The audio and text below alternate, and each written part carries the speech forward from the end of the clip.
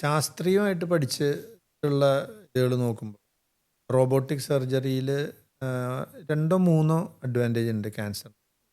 ഉദാഹരണത്തിന് നമ്മൾ ഞാനിപ്പോൾ കമ്പയർ ചെയ്യണതെന്ന് വെച്ച് ഉം. കഴിഞ്ഞാൽ വയർ തുറന്നുള്ള operation, keyhole operation, robotic robotics. Operation, അങ്ങനെയാണ് നമ്മുടെ പ്രോഗ്രസ് ചെയ്ത് അതെ വന്നേക്കുന്നത് അതെ. ശാസ്ത്രം, വൈദ്യശാസ്ത്രം.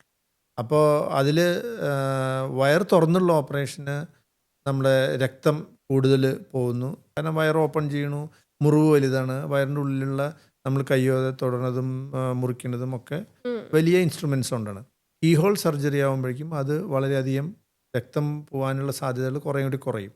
റോബോട്ടിക് സർജറിയുടെ പ്രിസിഷൻ അത്രയധികം ആക്യുറേറ്റ് ആയിട്ട് ചെയ്യാൻ പറ്റുന്നു എന്നുള്ളത് കൊണ്ട് രക്തം നമുക്ക് ബ്ലഡ് ലോസ്, രക്തം ഉം. ഓപ്പറേഷൻ സമയത്ത് രക്തം പോണതും അതുപോലെ തന്നെ രക്തം രോഗികൾക്ക് കയറ്റേണ്ടി വരുന്നതും ഓപ്പറേഷൻ സമയത്ത് കയറ്റേണ്ടി വരുന്നതിൻ്റെയും അളവ് കുറവാണെന്നുള്ളത് കണ്ടുപിടിച്ചിട്ടുണ്ട്.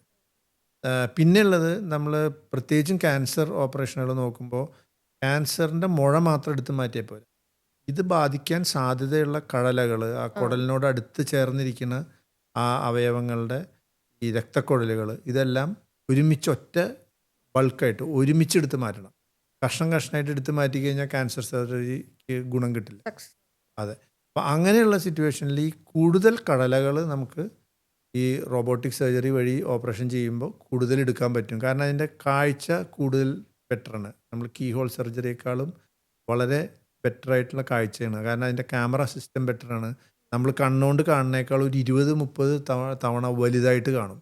അപ്പോൾ കൂടുതൽ ആ ക്യാൻസർ ബാധിച്ചേക്കാവുന്ന കഴലകളും അങ്ങനത്തെ കാര്യങ്ങളും കൂടുതൽ എടുക്കാൻ പറ്റും.